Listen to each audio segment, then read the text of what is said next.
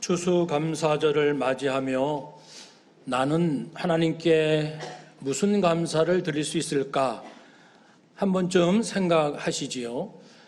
어느 때보다 눈에 보이는 환경으로는 감사드릴 만한 것이 별로 없는 그런 세상입니다. 고통과 슬픔, 좌절과 낙심되는 일들이 곳곳에서 있기 때문이지요. 그렇지만은 우리는 하나님을 믿는 백성이고 하나님은 조금도 그 변함없으신 거룩한 분이십니다. 그래서 하나님을 진실로 믿는 자만이 절대적으로 감사드릴 수 있습니다. 오늘 설교 제목을 원래는 절대감사로 이렇게 생각했다가 바꾸기는 했는데요. 절대감사, 조건적인 감사가 아니고 절대감사. 왜 절대감사가 중요하냐면 앞으로는 없기를 바라지만 정말 많은 환난과 위기가 오는 그러한 미래가 될 테니까 조건적으로 신앙생활하고 조건부로 감사하고 하나님과 흥정하듯이 신앙생활하는 사람들은 쓰러지고 넘어지고 그럴 가능성이 매우 높기 때문에 그렇습니다. 그래서 우리 당산동교회, 저도 그렇고 우리 성도님들 조건적인 감사가 아니고 그는 이제 종지부 찍고 이제부터는 절대 감사하는 그러한 우리 귀한 우리 성도님들 되시기를 주의 이름으로 축복합니다. 우리 서로 인사합시다. 절대 감사합시다. 아멘. 얼마 전에 우리 교회 성도님 친척 중에 임종이 가까운 분이 있어서 병문안 간 적이 있었는데요. 암투병 중에 이제 마지막 얼마 남지 않았습니다. 그래서 정말 살이 다 빠지고 뼈만 남아있는 그런 모습. 제가 가니까 이제 힘을 내서 침상에 앉아 계셨어요. 저랑 이제 이야기할 때도 있고 잠시 침묵할 때도 있는데 침묵할 때 그분이 계속 혼자 하나님 앞에 조용한 소리로 기도해요. 하나님 감사합니다. 감사합니다. 감사합니다. 그렇게 계속 마지막 힘을 다하여 드리는 기도 감사합니다. 하나님 감사합니다. 그걸 계속 하셨어요. 그 모습 진짜 뼈만 있는 그 모습과 그러나 끊임없는 넘치는 감사, 이 장면이 저에게 아주 강하게 기억이 됩니다. 그리고 또 생각해 봤습니다. 나중에 저분이 드리는 감사의 깊이, 이제 곧 주님 앞에 가고요. 지금까지 열심히 살아온 분이시고 이제 60은 넘으신 분이신데 감사합니다. 그 감사의 깊이를 살아있을 때 내가 미리 매일같이 그런 깊이 있는 감사를 드리면 좋겠다. 그래야 되는 거 아닌가? 우리가 너무 철이 없으면은 아이처럼 뭘 주면은 감사, 안 주면은 투정 부리고 그런 것이 아니라 바로 저분이 마지막 하나님 앞에 온 마음을 드리는 진실된 감사, 이런 감사를 매 순간 어떤 형편에서라도 할 수 있는, 그게 바로 절대 감사겠지요. 그런 감사 기도를 드리는 우리가 되기를 소망하면서 오늘 본문에서는 이런 감사가 나옵니다. 다윗 왕이 그 하나님 말씀이 담긴 언약궤를 블레셋 군대에게 빼앗겼다가 되찾고 예루살렘 이제 안에 안치하는 아마 다윗의 인생의 가장 감격스러운 순간일 거예요. 그래서 감사 예배, 우리식으로 말하면은 언약궤 안치 감사 예배를 이제 드리는 거예요. 백성들과 제사장들이 가득 모였습니다. 먼저 왕인 자신이 하나님 앞에 번제와 화목제로 감사 제사를 드리고, 그리고 이제 백성들에게 떡 한 덩어리도 주고 야자 열매로 만든 것, 또 건포도나무로 만든 과자를 주면서 이제 음식을 나누는 거죠. 잔치니까, 기쁨이니까. 그렇게 먹고 이제 레위 사람들, 제사장, 또 또 이렇게 찬양대가 포함된 그들이죠. 레위 사람들로 하여금 찬양하라. 그래서 비파와 수금, 재금, 나팔에 불고 치고 그리고 연주하는 이런 그 음악회가, 감사 음악회가 쫙 울려 퍼집니다. 상상을 해봅시다. 그런 다음에 이제 다윗 왕은 찬양 대장에게, 아삽인데 대장과 그 동료 대원들이겠죠. 그들에게 그대들이 먼저 하나님 앞에 찬양을 드리시오. 예배 중에 이 찬양대 역할이 굉장히 큰 건 사실인데 그대들이 먼저 찬양을 드리시오. 근데 그 찬양하는 내용이 다윗이 만든 곡을 불렀는지 그들로 하여금 만들어서 부르게 했는지는 알 수 없으나 그 불러야 할, 드려야 할 찬양의 내용은 이렇습니다. 그것이 8절부터 쭉 나와서 방금 읽어드린 부분이 끝부분인데 끝부분부터 하면요, 34절 여호와께 감사하라. 그는 선하시며 그 인자심이 영원함이로다. 그러니까 백성들 향해서 하는 거죠. 여러분, 우리 하나님께 감사합시다. 하나님은 그 선하시고 인자하십니다. 그러니 마땅히 영원토록 감사합시다. 이어서는 하나님께 부르짖읍시다. 하나님만이 우리를 구원하시고 우리를 도우시는 분이십니다.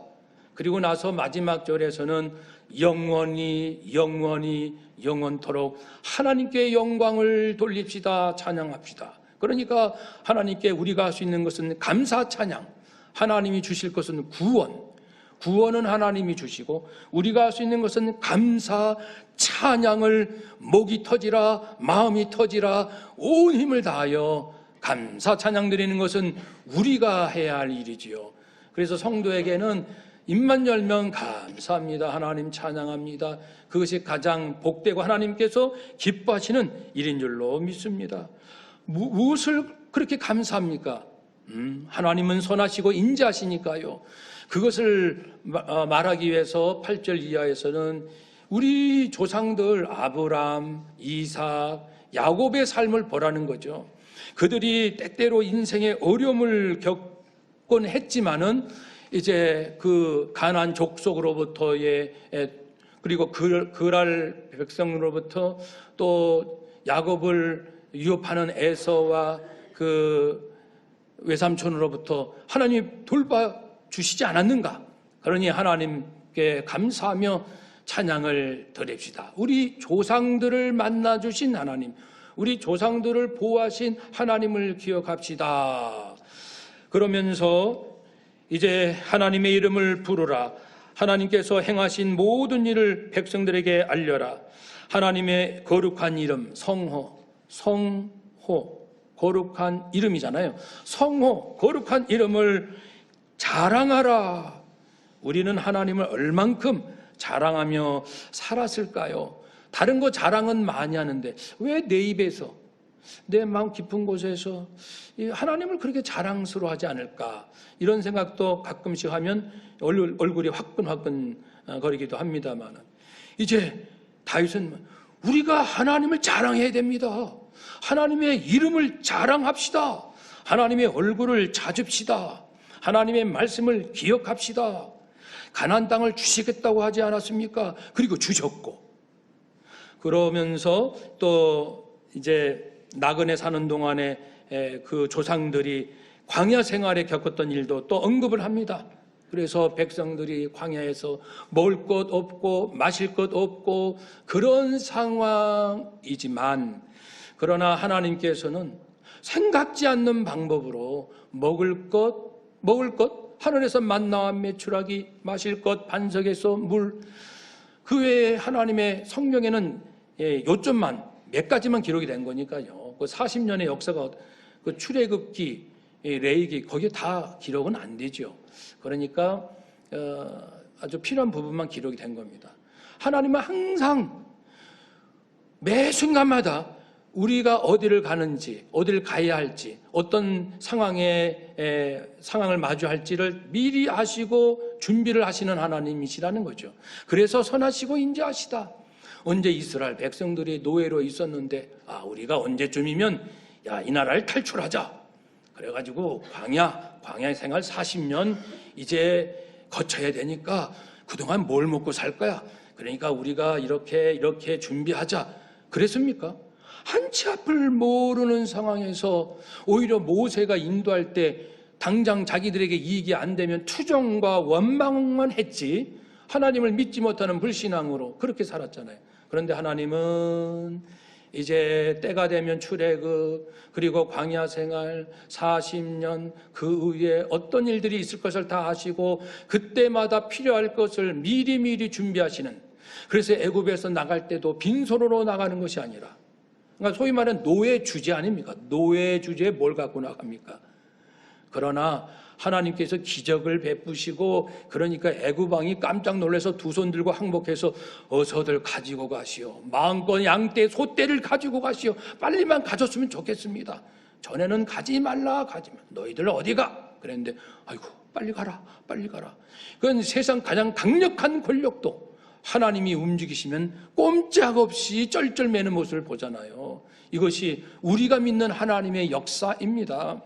그래서 소떼 양떼를 이끌고 광야에 나왔더니 그곳으로 옷을 해입고 신을 이렇게 하고, 그래서 40년 동안 발이 부러뜨지 않고 의복이 해이지 않고 상하지 않고, 그렇게, 그러니까 40년 동안 너희가 굶었니? 물을 못 마셨니? 옷이 헤어졌니? 발이 부러졌니? 아니거든요. 그런데도 가끔씩 또 백성들은 또 원망은 하곤 했지요. 그러나 다윗은 이스라엘 광야에서 이스라엘 백성, 우리 백성들을 하나님이 어떻게 다루셨는지, 어떻게 미리 준비하셨는지를 보라. 이것이 바로 하나님은 바로 인자시고 선하시다는 증거라는 것을 말씀합니다. 우리 가정 지나온 인생, 금년 한 해를 돌이켜봐도 정말 수입이 늘어난 가정은 별로 없을 거예요. 많이 힘들고 지금도 그렇고요. 그러면은 낙심하고 좌절할 수 있지만 분명히 하나님 뭔가 준비하고 계셔요. 하나님은 우리가 이렇게 고통당하는 것을 모르셨을까요? 아시죠? 하나님 우리의 미래를 정확히 모든 걸 아시기 때문에. 그러니까 이런 고난을 당해도 하나님은 아셨겠지. 지금 경제가 이렇게 어려운 거 하나님은 아셨겠지. 아셨을 거야. 그럼 하나님은 전지하신데 우리가 이 고난 당할 것도 아셨겠지. 그렇다면은 이 고난을 우리에게 허락하셨다면은 허락하신 데는 이유가 있으시겠지. 하나님의 그 역사에는, 섭리에는 무의미 없고 우연이 없으니까 그 하나님을 신뢰하면은 여전히 이 고난 중에서도 하나님은 우리 가정을 향하여, 한번 따라 합시다. 고난 중에서도 하나님은 여전히 우리 가족들에게 선하시고 인자하십니다. 아멘. 그것을 말씀으로 믿고 경험으로 믿고 다른 사람이 믿는 모습 보고 믿고, 그 믿음이 차곡차곡 쌓여서 이제는 그 어떤 것도 두렵지 않는 담대한 믿음으로 하나님을 감사 찬양할 수 있습니다. 이번 간증 중에 하나 이런 내용이 있습니다. 필리핀 선교사님의 간증. 자기가 빈민 지역에서 사역을 하는데 그 어린이 초등학생 아이, 그 아이들은 이제 죽음을 무릅쓰고 오는 거죠. 교회로 제과 기술 배우려고. 거의 교육을 받지 못한 방치된 아이들이었는데 이제 시작하는 거예요. 그 선교사님이. 그렇게 힘들게 와서 예배 드릴 때 간증이라는 시간이 있나 봐요. 한 아이가 간증을 하는데 이렇게 하는 거죠. 하나님, 오늘은 제 사람들 앞에 간증하는데 오늘은 제 생일이에요. 그런데 먹을 것이 없어서 굶었어요. 그래도 내가 이 교회 와서 하나님께 예배 드리는 것으로 감사해요. 정말 행복해요. 그 아이가 거짓이 아니겠죠. 그 맑고 깨끗한 아이가 죽음을 무릅쓰고 교회에 왔기 때문에. 굶지만 하나님만이 내 인생의 그 기쁨이요 희망이라는 걸 아는 거예요. 그런 그 감사 하나님께서 얼마나 기쁘시게 받으셨을까. 그럼 또 이런 질문, 아니 그 아이들 굶지 않도록 먹을 것을 주셔야 진짜 하나님이지, 또 우리는 이렇게 대뜸 하나님 앞에 따질지 몰라요. 아니 그러면 모든 고난, 모든 전쟁, 모든 아픔, 기근 아무것도 없게 해야 되는 거 아닙니까? 그러나 기억해야 됩니다. 우리가 죄인이라는 것을. 이 땅에 얼마나 악이 많다는 것을. 선한 자도 있지만 악한 자도 많고요. 그러니 하나님께서 때가 되면 다 정리하실 거예요. 이제는 모두가 섞여 있어서 함께 고난도 당하지만은 하나님께서 고난당하는 자기 백성을 언제 버리시겠습니까? 그러니까 다 계획이 있습니다. 때가 있고 우리는 기다려야 합니다. 인내해야 합니다. 하나님은 선하시고 인자시기 때문이죠. 이런 하나님을 찬양합시다. 우리뿐 아니라 더 마음을 넓혀서 온 땅 만국이요. 여러분도 정신 차려야 돼요. 선진국 그 달러 믿지 말고 애나 의지하지 말고 위안화 자랑하지 말고 당신들 화폐 하루아침에 휘조각되는 수 있어. 만국 온 열방들이요 여호와를 찬양하라. 영광과 권능을 하나님께 돌릴지어다. 당신들이 강대국이라고, 당신들이 선진국이라고, 부자 나라라고, 권력이 있다고, 무기 그리고 국방력이 강하다고 큰 소리 치지 말라. 오직 영광과 권능을 여호와 하나님께 돌릴지어다. 하나님 앞에 제물을 들고 그분 앞에 나가 아름답고 거룩한 것으로 여호와께 경배할지어다. 우리가 이제 이 믿음으로 선포해야 됩니다. 길을 걸어가도요 그냥 앞만 보고 가지 마시고 하늘을 모시면서 하나님과 함께 하나님, 이 온 백성 온 땅에 아버지 모두가 하나님을 인정하고 하나님이 모든 것의 주관자시고 통치자시고 결국 심판자가 되실 거라는 것을 모든 백성이 알게 하여 주옵소서. 뿐만 아니고 이제 그 다음이 또 이어집니다마는 온 땅, 바다 안에 있는 이 물고기들아, 숲속에 있는 나무들아, 여호와를 찬양하라. 물을 누가 줬습니까? 물속에 산소를 누가 만들었어요? 하늘에 공기 누가 만들었습니까? 그러니까 물고기, 나무, 너희들 하나님을 찬양해야 돼. 즉 찬양하는 내가 모든 만물이 하나님의 놀라운 은혜로 지금 지탱되고 보존되고 있다는 것을 내가 본다는 뜻이죠. 내가 깨달았다는 뜻이죠. 그러니까 그런 마음으로 얘들아 모두 함께 찬양하자. 그렇게 찬양하도록 권면을 하고 있습니다. 사랑하는 여러분, 우리는 얼만큼 하나님 앞에 감사하고 하나님께 부르짖고 하나님을 찬양하고 있는지요. 이번 또 어떤 그 감사는 이런 것도 있었습니다. 그 간증하는 부 목사님 그 아들 개척교회 하는데 너무 어려워요. 경기 지하 교회에서 하는데 겨울인데 그래서 그 교회에서 방과후 학교를 운영해요. 지역 아동센터처럼. 옛날이니까 아주 초라한 규모겠죠. 그리고 전기 장판을 사용해서 몇몇 학생이 옹기종기 모여서 공부하고 이제 그들은 가고 이제 남아서 목사님 가족 이렇게 같이 이제 추운 겨울에 잠을 자야 되는데 전기가 끊겼어요. 왜냐하면 전기 낼 돈이 없어서. 그래서 끄는 거죠. 그러니까 이제 추운 데서 가족들이 꼭 껴안고 이제 자려고 하는데 초등학생 아들이 누워서 이렇게 말합니다. 아빠 감사해요. 그러니까 이게 너무 이 어린애가 이 상황에서 감사? 왜? 그랬더니 아빠 아까 그 친구들이 그 공부할 때는 이 장판이 안 꺼졌잖아. 그때는 따뜻했잖아. 그래서 감사해. 그리고 이 노숙 아저씨들이 얼마나 고생할까 이해가 돼, 아빠. 그래서 나는 감사해요. 초등학생이 아까 처음에 드린 그 내용도 초등학생. 우리 아이들이 이렇게 맑고 깨끗하게 하나님을 만나고 있구나.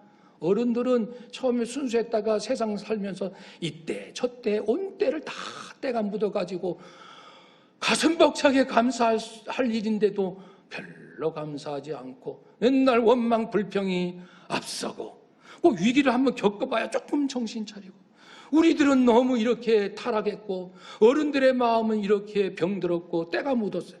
아이들 보면서 부끄럽기도 하고 고맙기도 하고 놀랍기도 하고 큰 은혜를 받습니다. 어떤 한 분은 1시간 내내 울면서 간증했지요. 체육교사. 그 사람은 아주 건강했지요. 여자 선생님이신데 근데 교통사고로 발 한쪽을 잃었습니다. 잘라냈습니다. 그러니까 갑자기 모든 걸 기어다녀야 돼요. 그러니까 억장이 무너지고 인생이 캄캄하고 너무나도 인생이 슬픈 거예요. 그러나 하나님 믿는 사람이니까 하나님 앞에 울고 끊임없이 울고, 그래서 하나님의 은혜 받고 위로받아서 그렇지, 내가 할 수 있는 일을 해보자, 내가 할 수 있는 일을 해보자.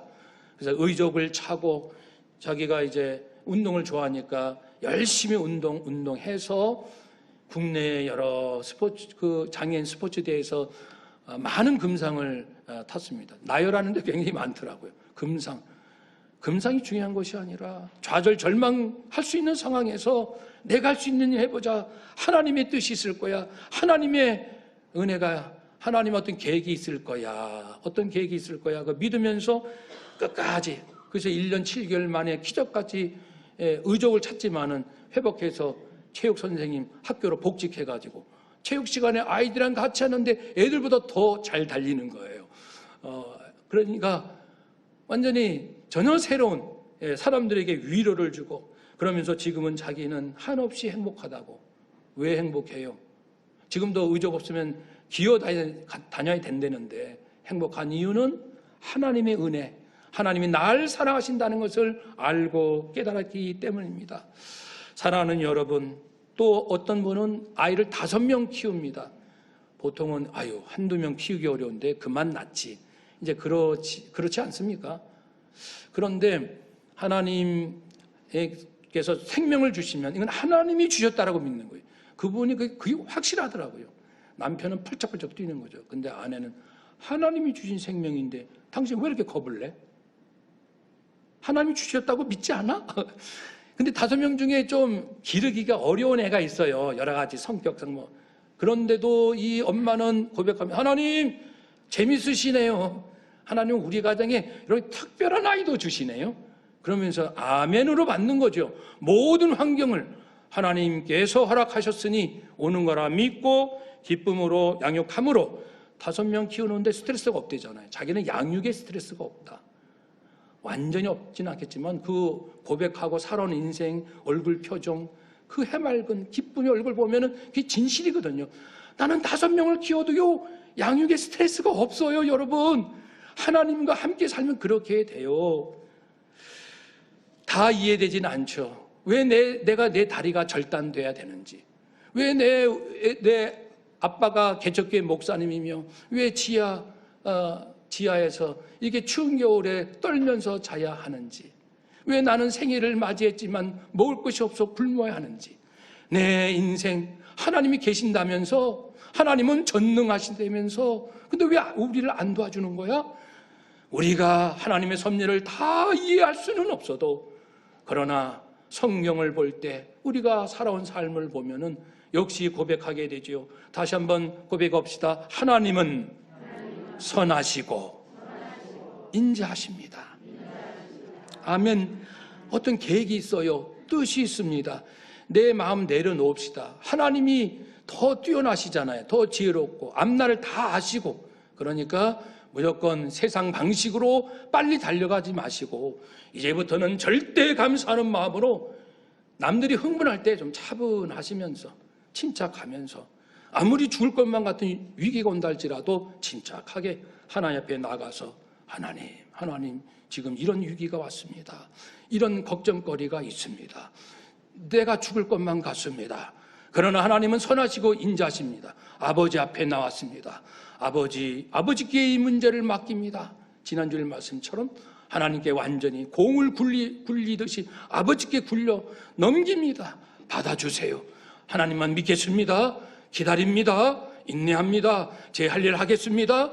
하나님처럼 끝까지 선하게 살겠습니다. 사명 감당하겠습니다. 믿음 지키겠습니다. 그렇게 끝까지 달려가면 우리 간증한 분들의 삶이, 그렇다고 해서 그들이 큰 부자가 됐다거나 무슨 잘려진 다리가 다시 회복, 그런 건 아니지만 마음이 그렇게 기쁘고 감사가 넘치고, 오히려 더 멀쩡한 사람들이 부끄러울 만큼 인생이 무엇인지 아십니까? 산다는 것이 무엇인지 아십니까? 하나님과 함께 동행해 보셨습니까? 하나님의 은혜의 맛을 보셨습니까? 이렇게 살아봅시다. 눈에 보이지 않지만 하나님은 진정 우리의 아버지 예수 그리스도까지 보내주시고 자기의 아들 독생자를 희생하시면서까지 우리를 구원하신 그 아버지 사랑이 어디 갔습니까? 사라졌습니까? 여전히 우리를 사랑하니 눈에 보이는 것에 매몰되지 마시고 눈을 들어 산을 보라. 도움이 어디서 오는가? 천지를 지으신 여호와에게서로다. 하나님을 바라보고 다시금 일어서서 영원한 감사, 절대 감사, 그렇게 승리하시는 우리 모두가 되시기를 주의 이름으로 축복합니다. 아멘. 기도하겠습니다.